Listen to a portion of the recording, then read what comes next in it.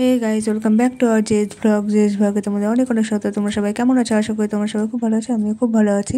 জ্যৈষ্ঠের last শুক্রবার ছিল মা সন্তোষীর পুজো উপলক্ষে আমার শ্বশুর বাড়িতে। তো দেখো, তোমার দাদাভাই যে মালাটা পরাচ্ছে সেই মালাটা আমি প্রত্যেক বছর মায়ের জন্য পেতে থাকি, আর আশায় থাকি কবে এই পুজো আসবে আর আমি মালাটা মাকে দিতে পারবো নিজের হাতে তৈরি করে। তো যাই হোক, দেখতে দেখতে ঢাকিয়ে চলে এসে পুরোহিত মশাই পুজোয় বসে গেছে। তোমার দাদাভাই আর আমি এই পুজোর যন্ত্র সরঞ্জাম অনেক কিছু অনেক দিন আগে থেকেই করতে থাকি, কারণ আমরা চাই যে কোনোরূপ কোনো যেন মায়ের পুজোতে ত্রুটি না হয়, আর মা যেন সুস্থ মতো শান্তি মতো ভালো মতো পুজো পায়। আর এটাই আশায় থাকি। আর সত্যি কথা বলতে মায়ের ভূমিকা অতুলনীয়, কারণ মা মাই হয়।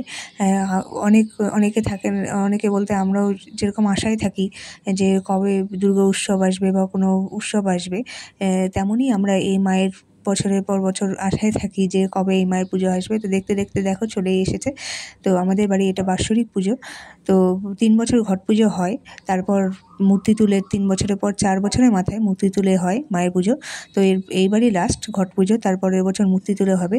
তো দেখতে দেখতে দেখো পুরোহিত মশাই পুজো শুরু করে দিয়েছে, পুজো আরম্ভ হয়ে গেছে। তো যাই হোক, আমার বলে না, মায়ের যা কিছু আমি মন থেকে চাই বা মন থেকে মায়ের কাছে যাই, আমি রিকোয়েস্ট করি।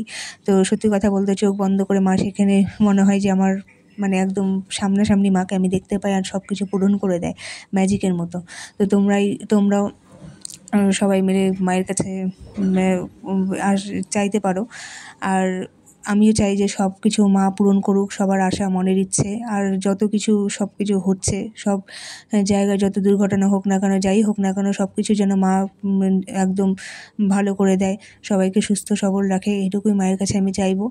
আর যাই হোক, দেখতে দেখতে দেখো পুজো প্রায় শেষের দিকে চলছে। তো তারপর আমি যদিও প্রতি সপ্তাহে এই উপোস করি, আর শুক্রবার করে ছোলা গুড় খাই, পাঁচালি পড়ি। আর তারপর যাতে চাই, মানে সত্যি কথা বলতে একদমই কোনো কিছু টকের ধারে কাছে যাওয়া যায় না, আর টকের থেকে একদমই খুব সাবধানে থাকি শুক্রবার করে। আর প্রত্যেকটা অনুষ্ঠান যাই, অনেক কিছু শুক্রবার যাই, কিন্তু আমরা যেতে পারি না এই একমাত্র মায়ের উপোসের জন্য। তো যাই হোক, কে কে মা সন্তোষীর উপোস করো অবশ্যই কমেন্ট বক্সে জানাবে। আর দেখো, তোমাদের দাদাভাই আর আমি এই পুজোটাতে বসি, আর দায়িত্ব মতো সব কিছু পালন করি। তো করতে তো হবেই, মায়ের একবার বছরেই হয় সেই পুজো।